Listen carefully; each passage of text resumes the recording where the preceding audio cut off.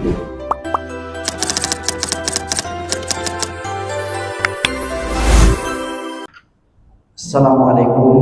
warahmatullahi wabarakatuh. Alhamdulillahirabbil alamin. Khalaqal mauta wal hayata liyabluwakum ayyukum ahsanu amala.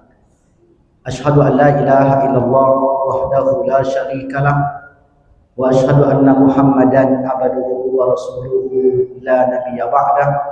Allahumma salli ala Muhammad wa ala ali Muhammad. Kaum muslimin, Bapak Ibu hadirin hadirat yang dimuliakan Allah, sebagaimana biasa setiap malam Rabu pekan ketiga di Masjid Al-Fida Muhammadiyah Pekanbaru ini, kita membahas satu tema pembahasan tentang perjalanan kehidupan manusia setelah meninggalkan kehidupan dunia. Sebagaimana yang sudah kita jelaskan pada pertemuan-pertemuan sebelum ini, bahwasanya manusia, siapapun dia, selagi dia manusia, maka ia tak lepas daripada 5 alam kehidupan yang dilalui. Kehidupan alam yang pertama ialah kehidupan di alam ruh, kehidupan di alam arwah. Quran surat Al-A'raf 172. Lalu kemudian dari alam ruh kita pun melanjutkan perjalanan itu menuju alam yang kedua, yaitu alam rahim atau alam kandungan. Maka ketika di alam kandungan itu kita pun telah berjanji kepada Allah untuk beribadah kala menjalani kehidupan dunia. Maka saat itu pula berdasarkan hadis yang sahih telah sampai kepada kita, ditulislah ketika itu rezeki, ajal serta bahagia atau sengsara. Lalu setelah kita pun menekan kontrak berapa lama kita hidup di dunia, apa saja rezeki-rezeki kita yang akan kita peroleh, lalu kita pun meninggalkan kehidupan rahim menuju kehidupan dunia. Alhamdulillah kita pun sampai pada kehidupan yang ketiga, kehidupan alam dunia. Dan kita yakin dan percaya bahwasanya kehidupan dunia ini pasti akan berakhir. Karena kehidupan dunia, manusia di sini bukanlah dunia itu tempat tinggal, melainkan dunia itu tempat meninggal. Kullu nafsin za'iqatul maut. Setiap yang bernyawa pasti merasakan kematian. Siapapun dia, sehebat apapun dia, sekaya apapun dia, setinggi apapun pangkatnya, fa idza jaa ajaluhum la yastakhiruna sa'a wa la yastaqdimun. Apabila ajal itu sudah sampai, maka tidak bisa dimajukan dan dimundurkan waktu itu walaupun sedikit. Lalu kemudian Bapak Ibu yang dimuliakan Allah, setelah dari alam dunia kita kemana? Kita pun menuju alam yang keempat, yaitu alam barzakh. Suatu kehidupan yang memisahkan antara dunia yang sudah dilalui dan akhirat yang akan dituju. Maka antara dunia yang sekarang ini di dunia dan akhirat yang akan kita tuju, antara dua kehidupan itu disebut dengan kehidupan barzakh. Itu sebabnya barzakh itu secara bahasa artinya pemisah, dinding atau tembok yang tidak bisa ditembus. Ketika Allah menyebutkan kata barzakh dalam Al-Quran, Allah mengumpamakannya dengan 2 lautan yang mengalir. Jadi Allah menggunakan kata barzakh itu dalam menjelaskan 2 lautan yang mengalir. Di mana 2 lautan ini airnya satu tawar, hadza azbun furatun wa hadza milhun ujad. Furat artinya tawar, milhun ujad artinya asin. Yang satu airnya tawar, yang satu airnya asin. 2 laut ini satu dengan yang lain airnya tidak bercampur. Padahal kalaulah kita ambil air di rumah kita, ini air water MU Muhammadiyah. Kita bawa air kita dari rumah, lalu kita campurkan air ini dengan air di rumah kita. Lalu kita asinkan, kita campur garam, kita masukkan dalam satu wadah.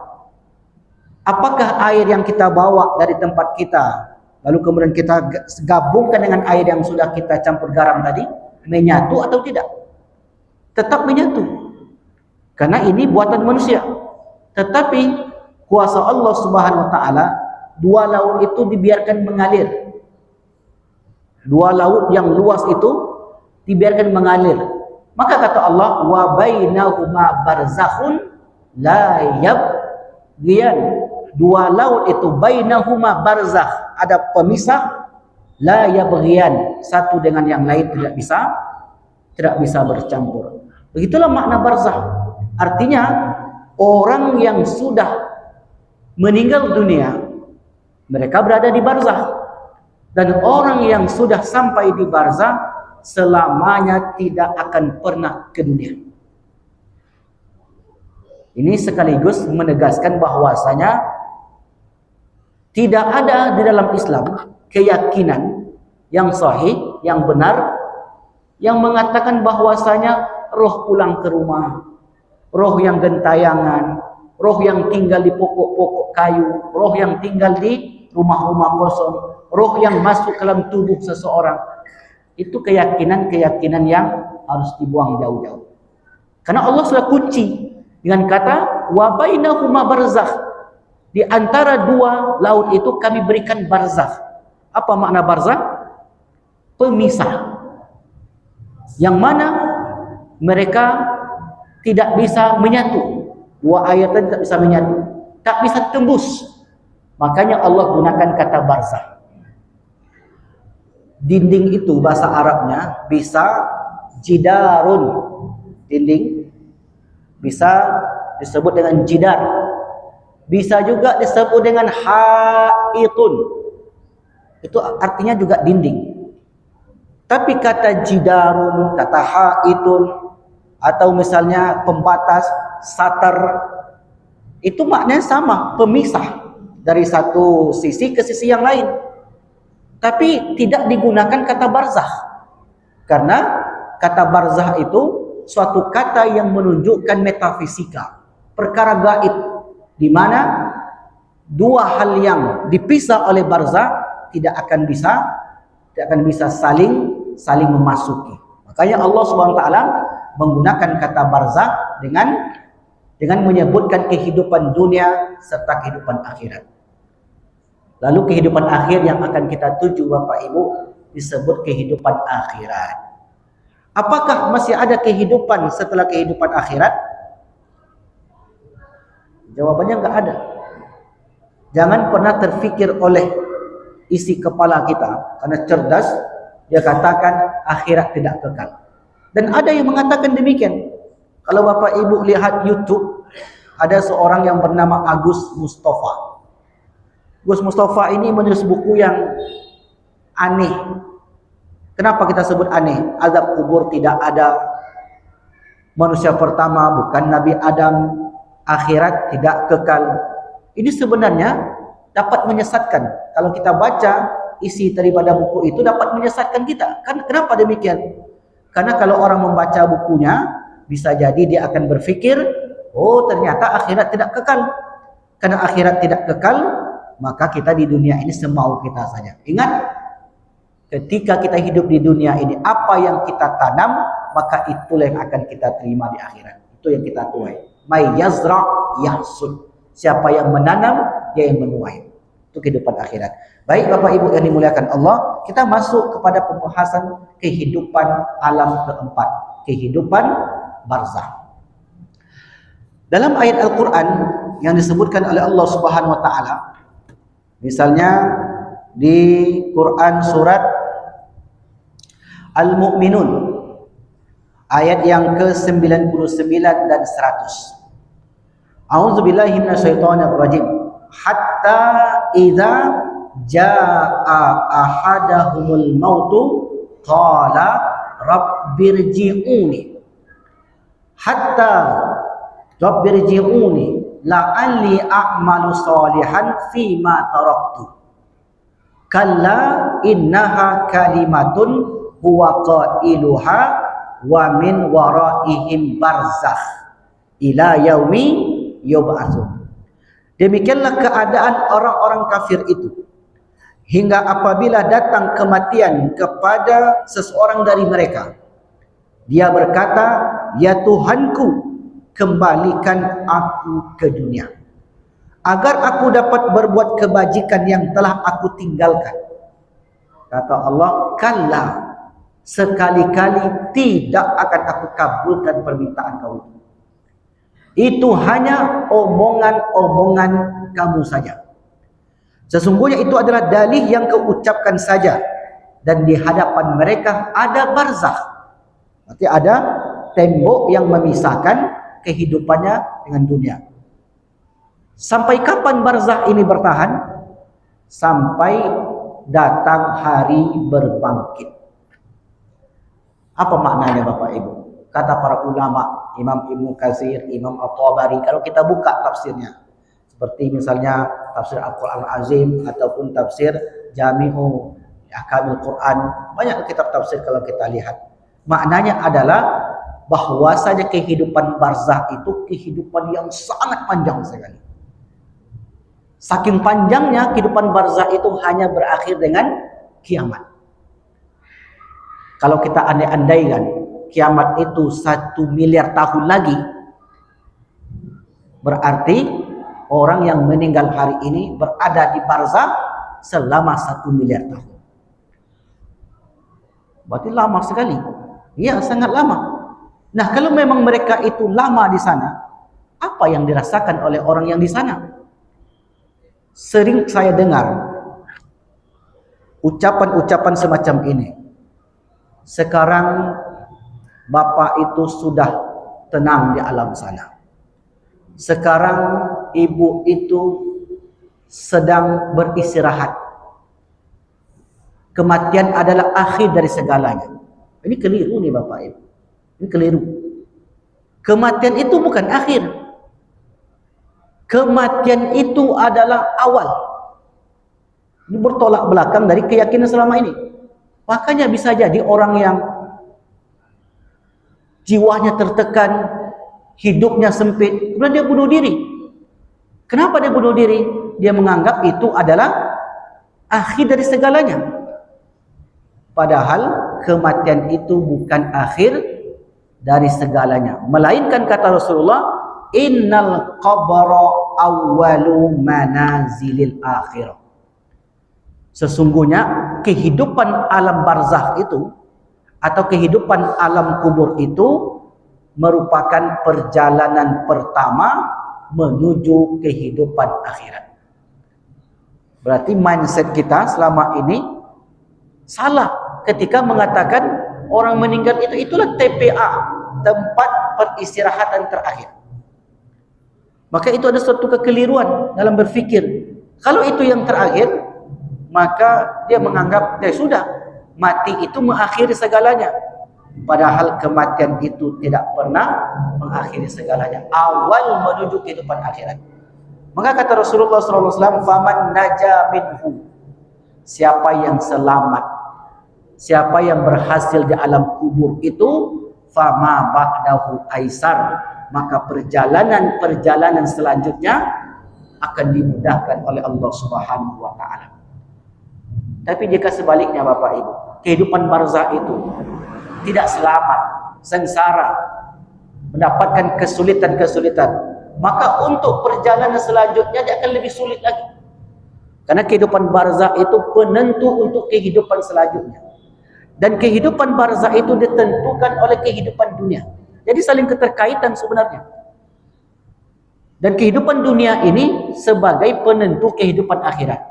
Jadi 3 serangkai kehidupan dunia, kehidupan barzakh, kehidupan akhirat, dan ini tidak bisa dipisah satu dengan yang lain. Maka ketika seorang meninggal, mereka sudah tidak ada di dunia lagi. Lalu bagaimana pula dengan keyakinan sebagian masyarakat, Ustaz? Kalau Ustaz katakan tadi tidak ada orang itu sudah di dunia. Lalu bagaimana pula keyakinan yang mengatakan 7 langkah meninggalkan kuburan? 1, 2, 3, 4, 5, 6, 7. 7 langkah meninggalkan kuburan. Biasanya apa yang diucapkan oleh sebagian orang? Malaikat datang ke kuburan itu. Lalu saya katakan, tak datang ke kuburan itu. Masa harus menunggu 7 langkah? Berarti kalau 6 langkah, belum. Kalau kita tinggalkan kuburan itu 3 langkah, oh berarti masih jauh malaikatnya. Berarti kalau kuburan itu tidak kita tinggalkan, berarti malaikatnya enggak datang. Kalau ada orang yang tak punya kuburan, saudara-saudari kita yang hari ini ditimpa musibah di 3 provinsi besar, Sumatera Barat, Sumatera Utara, Aceh, sampai detik ini saya baca berita masih banyak jenazah-jenazah yang belum ditemukan. Bisa jadi mereka ini sudah hancur, bisa jadi mereka itu dihimpit kayu balak gelondongan yang begitu banyak, bisa jadi dimakan hewan buas, wallahu alam. Artinya sampai hari ini kuburan mereka tidak jelas. Lalu bagaimana pula dengan orang yang setelah meninggal jasadnya dibakar, tak punya kuburan sama sekali? Setelah terbakar hangus, abunya kemudian dimasukkan ke dalam tong atau dalam sebuah wadah, mungkin candy dan sebagainya. Lalu setelah itu abunya ini dihanyutkan. Dia tidak punya kuburan. Pertanyaannya adalah, apakah betul kita di kuburan itu? Atau kita di mana? Kita berada di alam kubur. Alam kubur itu alam gaib. Tidak bisa kita terawang-terawang, tidak bisa kita coba-coba. Makanya pembahasan kita ini disebut dengan pembahasan alam gaib. Dulu ada buku Bapak Ibu.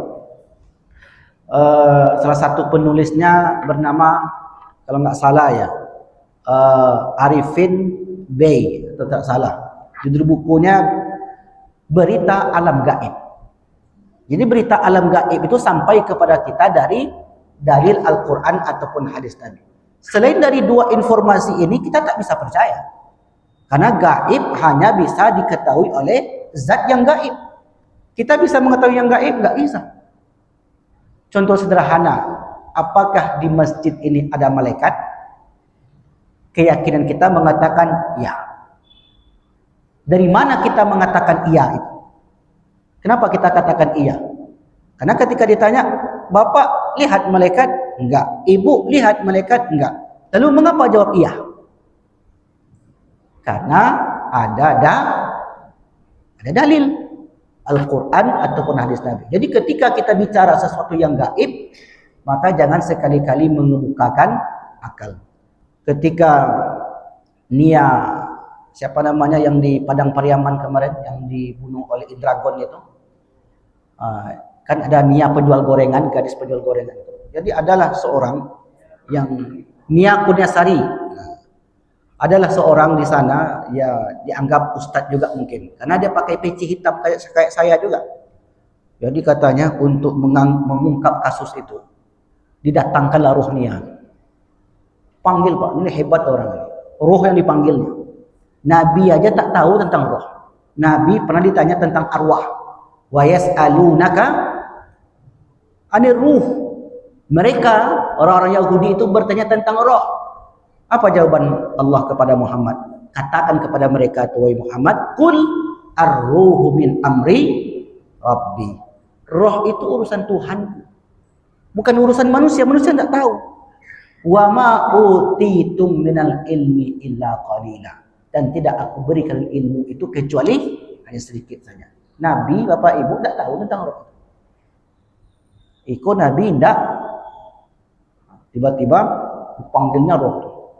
Kemudian setelah roh itu dipanggil, dimasukkanlah ke dalam tubuh manusia. Setelah itu diinterviewnya. Hei roh, siapa yang membunuh kamu? Dijawab pula sama roh itu. Kata dia, pertanyaannya, apakah itu yang menjawab roh yang sudah meninggal tadi? atau bukan? Itu adalah jelmaan jin. Karena kata Nabi, al-jinnu salah satu asnaf. Jin itu menjelma kepada 3 bentuk. Asnaf, jamak daripada sinfun. Sinfun hayatun wa kilabun. Jin menyerupai ular dan anjing hitam. Nah, kisah itu pernah terjadi di zaman Nabi. Ketika Nabi akan berangkat berperang dengan para sahabat, ada seorang sahabat ini yang baru menikah. Ya, pengantin baru lah bang. Tapi karena ada panggilan jihad, akhirnya kemudian terpaksa berangkat. Tentu berat meninggalkan pengantin baru itu bang. Tapi karena ini panggilan Nabi, para sahabat itu tetap mendahulukan panggilan Allah dan Rasulnya. Kemudian sebelum betul-betul berangkat sampai ke tujuan, sahabat ini pun izin kepada Rasulullah, ya Rasulullah, izinkan aku sekejap menjumpai istriku di rumah. Bisa jadi saya tak pulang lagi. Bisa jadi itulah pertemuan terakhir saya. Karena nggak ada jaminan hidup atau mati nanti. Akhirnya kemudian sahabat ini, sesampai di depan rumahnya, dia lihat istrinya berada di luar. Zaman itu Bapak Ibu, kalau ada perempuan berada di luar rumah, itu suatu aib. Karena dianggap suatu yang perbuatan yang tak baik.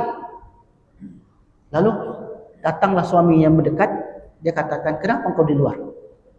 Jangan marah, katanya. Ada sesuatu yang memaksaku harus keluar rumah. Di dalam sana ada ular. Lalu kemudian sahabat ini pun mengambil senjatanya, lalu dia pun bunuh ular itu. Hampir saja nyawanya melayang. Qadarullah, ular pun mati. Lalu setelah ular itu mati, dia ceritakanlah kepada Rasulullah, ya Rasulullah, begini. Apa kata Rasulullah? Inna hadhil buyuta la awamir. Sesungguhnya kota Madinah ini banyak jinnya dahulu. Jin itulah yang menyerupai ular. Maka sejak ramainya orang berada di sini, dibacakan ayat-ayat Al-Quran, jin itu pun mulai menjauh dari tempat kota Madinah, menyerupai ular. Dan juga kata Nabi menyerupai anjing. Ini penyerupaan jin. Yang kedua, yatiru fil hawa. Jin itu terbang di angkasa. Dan jin inilah yang diperintah oleh dukun-dukun untuk mencuri berita di langit. Maka Bapak Ibu coba baca Quran surah Al-Jin. Wa annahu kana rijalun minal insi ya'uzuna birijalin minal jinni. Wa annahu, dan sesungguhnya kana rijal, ada orang-orang. Maksudnya orang-orang ini manusia. Ya'uzuna, mencari backingan. Ada ya'uzu, a'uzu. A'uzu itu artinya aku berlindung. Berlindung di situ maksudnya apa? Mencari backingan. Dia enggak cukup backingan manusia. Wa annahu kana rijalun minal insi. Ada segolongan manusia, tak pula semuanya. Ya'uzuna birijalin, mencari backingan di kalangan jin. Fazaduhum rohaku, maka jin-jin itu membuat mereka semakin tersesat. Tapi kalau ada orang bertanya nanti kepada kita, Ustaz, boleh nak kita berteman dengan jin? Saya jawab, jangan. Tak usah berteman dengan jin. Kalau mau berteman dengan John saja, jelas nampak dia wajahnya, jelas fisiknya. Kalau jin ini pembohong, pendusta. Oleh karena itu, dia menyerupai, bukan menyerupai, dia bisa menjadi budaknya manusia. Dan manusia itu bisa menjadi pelindung daripada jin tadi. Yang ketiga kata Nabi, yahulluna wa yakbitu. Jin itu yang menyerupai manusia. Nah, inilah jin-jin yang mungkin pernah Bapak Ibu mengalami, melihat dan sebagainya. Dan jin itu bisa menyerupai manusia. Ada satu kisah. Abu Hurairah radhiyallahu anhu mendapat giliran untuk menjaga harta rampasan perang. Lalu kemudian Abu Hurairah pun menjaga ronda pada malam itu. Karena gilirannya untuk menjaga harta rampasan perang. Lalu kemudian di tengah malam adalah seorang laki-laki yang mencuri harta rampasan perang. Ditangkap oleh Abu Hurairah. Lalu setelah lengkap, mengapa engkau mencuri? Kata laki-laki ini, ya Aba Hurairah, saya melakukan ini karena terdesak. Anak istri saya belum makan. Kami kelaparan. Saya terpaksa melakukan ini. Lepaskanlah saya. Saya takkan ulangi lagi. Karena kemurahan hati Abu Hurairah, dilepaskanlah. Zaman itu, Pak, kalau zaman sekarang jangan dilepaskan, ya ulang lagi nanti. Besok malamnya, rupanya orang ini mencuri lagi. Ketangkap lagi. Ditanya lagi, mengapa kau mencuri? Dia kemukakan alasannya persis seperti malam sebelumnya. Abu Hurairah orangnya lembut hati. Akhirnya pun dilepaskan lagi.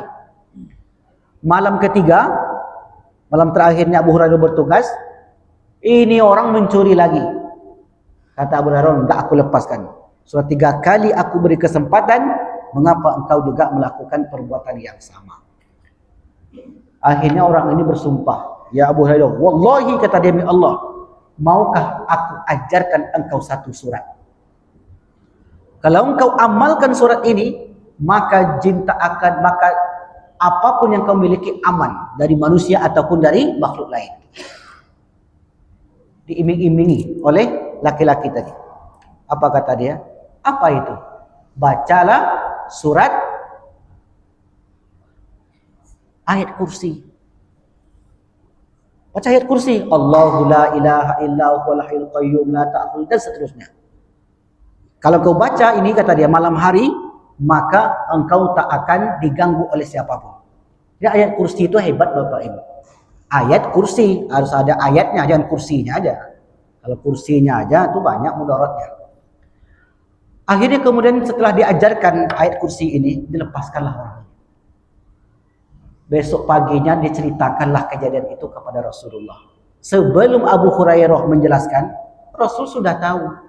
Kamu cerita ini kan, katanya. Dari mana kau tahu ya Rasulullah? Jibril sudah beritahu. Jadi dia tanya, siapa laki-laki itu ya Rasulullah? Itu adalah jin yang menyerupai manusia. Bayangkan Pak, jin itu bisa juga mengajar yang baik. Kalau ada manusia pengajarannya buruk, berarti lebih parah daripada jin. Jin aja mengajarkan yang buruk, mengajarkan yang baik. Maka kata Rasulullah, sesungguhnya jin itu kadzub, innal jinna kadzub.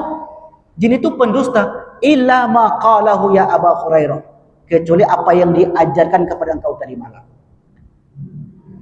Jadi kalau mau kita terjaga dari mara bahaya, apalagi orang-orang yang tak suka dengan kita, ada di dunia ini ada orang yang santet menyantet, baca ayat kursi itu Bapak Ibu. Makanya disebut ayat kursi itu adalah induknya Al-Quran di dalam surah Al-Baqarah. Saking hebatnya. Makanya para ulama itu mengatakan, kalaulah tidak ada ayat-ayat yang lain, dan hanya ada ayat kursi, lakafat, itu cukup. Ini maknanya saking hebatnya makna ayat kursi. Karena di ayat kursi itu, menyebutkan banyak nama Allah. Allahu la ilaha illa huwal hayyul qayyum, la ta'khuzuhu sinatun wa la naum, lahu ma. Nama-nama Allah semua isi di situ. Dan kalau ayat kursi ini kita amalkan setelah solat, ba'da duburi solat, kita baca 5 waktu sehari semalam, maka kata Nabi itu adalah salah satu tiket menuju surga. Dia amalkan terus menerus. Maka setelah kita solat itu jangan langsung terbang sana, terbang sini. Duduk sejenak dulu, berzikir. Alhamdulillah, subhanallah, alhamdulillah, Allahu akbar, dan baca ayat kursi, lalu kemudian berdoa. Karena itulah menjadi senjata kita, doa silahul mukmin. Nah, kembali ke tema tadi. Ini bahwasanya yang datang kepada manusia itu bukanlah roh orang yang sudah meninggal, tapi itu jelmaan jin yang ingin menipu manusia. Jelas di sini Bapak Ibu? Nah, lalu kemudian karena yang didatangkan itu bukanlah roh, karena roh itu sudah berada di barzakh, dan kehidupan barzakh itu kehidupan yang panjang. Apakah orang yang sudah meninggal sadar bahwa mereka sudah meninggal? Kita nanti akan meninggal semuanya. Kita tahu tidak bahwasanya kita nanti sudah meninggal? Sadarkah kita bahwa kita ini sudah tidak di dunia lagi? Maka kata Ali bin Abi Thalib, an-nasu niyam. Manusia itu di dunia ini seperti orang tidur. Orang tidur tuh apa tahunya? Tak ada tahunya. Bahkan ular pun lewat kiri kanannya, bahkan melintas di atas perutnya, mungkin dia tak sadar. Apalagi tidurnya sudah dalam sekali. Ngoroknya kedengaran satu masjid. Dalam sekali tidurnya. Tak ada yang tahu. Makanya kata Ali bin Abi Thalib, an-nasu niyam. Manusia itu kala hidup di dunia ini seperti orang yang sedang tertidur. Wa idza matu, apabila mereka meninggal, intabahu, barulah mereka sadar. Rupanya mula mati. Rupanya saya sudah tak ada di dunia lagi. Makanya kemudian orang-orang yang sudah sampai di barzakh itu, ketika mereka dihadapkan dengan kehidupan yang sesungguhnya kehidupan, disinilah muncul penyesalan. Nah, penyesalan mereka inilah yang memunculkan kesadaran. Apa kata ungkapan-ungkapan mereka? Laula akhartani ila ajalin qarib. Ya Tuhanku, kalau kau tunda kematianku sekejap saja, sebentar saja. Kalau kau undur kematianku, laula akhartani. Ini kan andai-andai. Laula, kalaulah akhartani, engkau akhirkan, kau tunda kematianku, wa asaddaqa wa akun minas salihin. Saya berjanji kepadamu ya Allah, saya akan keluarkan hartaku ini untukmu. Jadi penyesalan pertama orang yang meninggal itu adalah mengapa di dunia dahulu ketika Allah limpahkan rezeki, lalu rezekinya itu ditahan-tahan. Peliknya bukan main. Ditabung, sampai tua pun ditabung. Padahal kalaupun dia sedekahkan sebagainya, atau misalnya bantu masjid-masjid misalnya, ataupun kalaupun berwakaf, ataupun berangkat ke tanah suci, itu pun tak habis. Tapi orang kalau sudah bercerita tentang dunia, rasanya dia tak akan mati. Tak akan mati. Dia terus bekerja, bahkan lebih sibuk daripada sebelumnya. Saya pernah bertemu dengan kawan di Jogja. Jadi di Jogja itu ada satu bukan kebiasaannya, ada satu pemandangan yang kurang baik. Ketika para pegawai-pegawai ini akan pensiun, justru mereka setelah pensiun itu dibukakan lapangan pekerjaan yang lebih sibuk daripada ketika dia bekerja. Diajak berternak bebek, diajak berternak pulu, diajak berternak ikan. Dianggap itu dijadikan sebagai untuk mengisi di usia senja.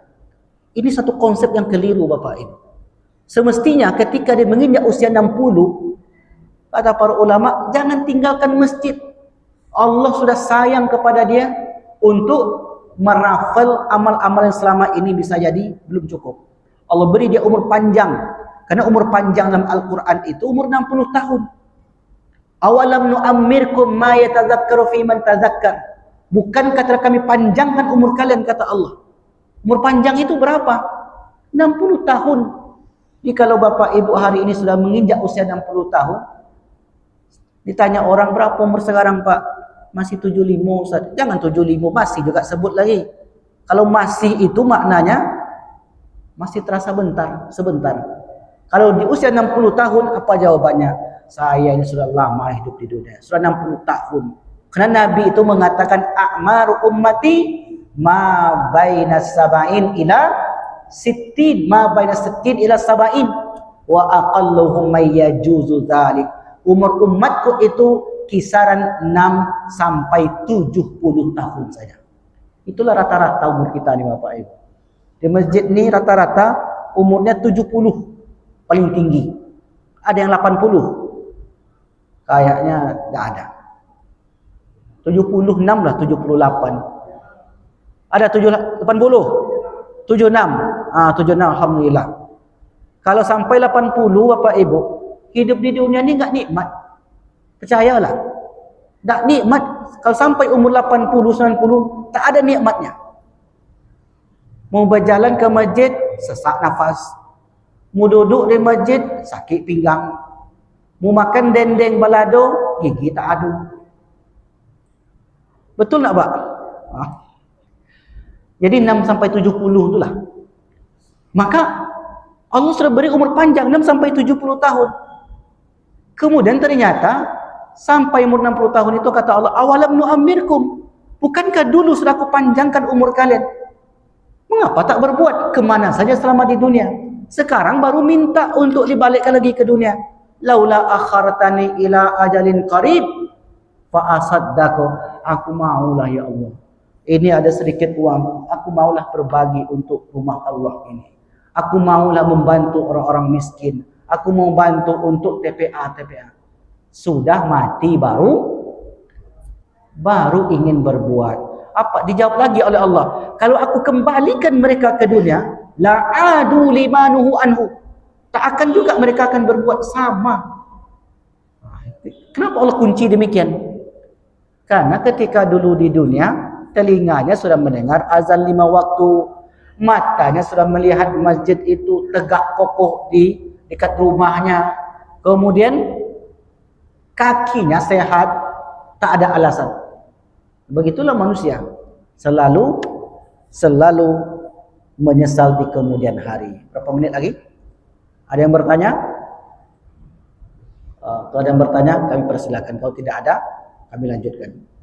Karena waktu kita sangat singkat sekali. Baik, kalau tidak ada, kita lanjutkan sedikit lagi. Nah, wa akun minas solihin, dan aku akan menjadi orang-orang yang baik. Jadi disitulah orang yang meninggal itu sadar bahwasanya mereka ternyata tidak di dunia lagi. Tapi apa jawaban Allah? Kalla innaha kalimatun huwa qailuha. Itu hanya omongan saja. Inilah kata para ulama. Apakah orang yang meninggal itu sadar dirinya itu sudah meninggal? Jawabannya sadar. Karena sadar itulah mereka mengucapkan ucapan yang berbentuk penyesalan. Sementara orang beriman dan beramal saleh di dunia, apa ucapan mereka? Ya Rabbi, ya Tuhanku, aqimis sa'ah, segerakan kiamat. Sa'arji'u ila ahli wa mali. Aku ingin kabarkan kepada ahli, kepada keluargaku, wa mali, dan harta. Mengapa dua itu yang dia katakan? Karena ternyata mereka sudah mendapatkan balasan-balasan itu. Tak sabar ingin memberitahu kepada ahli keluarganya. Tapi apakah Allah akan kembalikan mereka ke dunia? Jawabannya tentu tidak. Lalu apa kata Rasulullah kepada orang-orang yang beramal tadi? Nam, beristirahatlah engkau. Kanaumatil arus, seperti beristirahatnya para pengantin. Ini maknanya apa Bapak Ibu? Indah kehidupan orang-orang beriman itu. Jadi suatu ketika Rasul menceritakan keindahan alam barzah. Kehidupan alam barzah itu bagi orang-orang beriman, wa yuftahu lahu abwabul jannah. Dibukakan kepada orang itu pintu-pintu surga. Dia belum masuk surga, tapi sudah ditampakkan kepadanya. Ini pintu surga. Kemudian kata Rasulullah, wa yunawwaru lahul qabruhu kal lailatul badri, kal qamari lailatul badri. Alam kuburnya itu terang benderang seperti cahaya bulan purnama. Wa yuwassa'u lahu qabruhu sab'una dhira'an. Alam kuburnya itu meluas. Ada satu riwayat mengatakan sejauh 70 hasta. Ada satu riwayat yang mengatakan maddal basar, sejauh mata memandang. Artinya apa? Itu sangat luas sekali. Wa yakunul qabru hadara.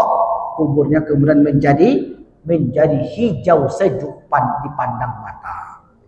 Inilah yang dirasakan. Makanya kemudian karena mereka sudah ditampakkan kehidupan surga, akhirnya mereka tidak sabar ingin segera didatangkan hari kiamat, supaya apa yang dijanjikan oleh Allah Subhanahu wa taala benar-benar mereka akan peroleh nantinya. Tapi tentu berbeda dari orang-orang yang tidak beriman, Bapak Ibu. Allah kisahkan tentang Fir'aun. Apa kata Allah tentang Fir'aun? An-naru yu'radu 'alaiha ghuduwan wa 'ashiyya wa yawma taqumus sa'ah adkhilu ala fir'auna asyaddal 'adzab.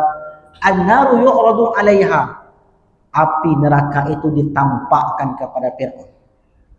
Meskipun Fir'aun itu berada di Mesir, Pak. Dah masuk waktu, Ustaz? Dah masuk waktu, Ustaz? Belum? Belum. Jadi meskipun Fir'aun itu di Mesir, jasadnya terbaring kaku di Tahrir Square, di dalam sebuah gedung. Gedung itu dia juga security. Meskipun jasadnya di situ, tapi Fir'aun yang di alam barzah sana, sepanjang hari, sejak kematiannya sampai detik ini dan hari kiamat, ditampakkan kepadanya panasnya api neraka. Itulah azab bagi Fir'aun.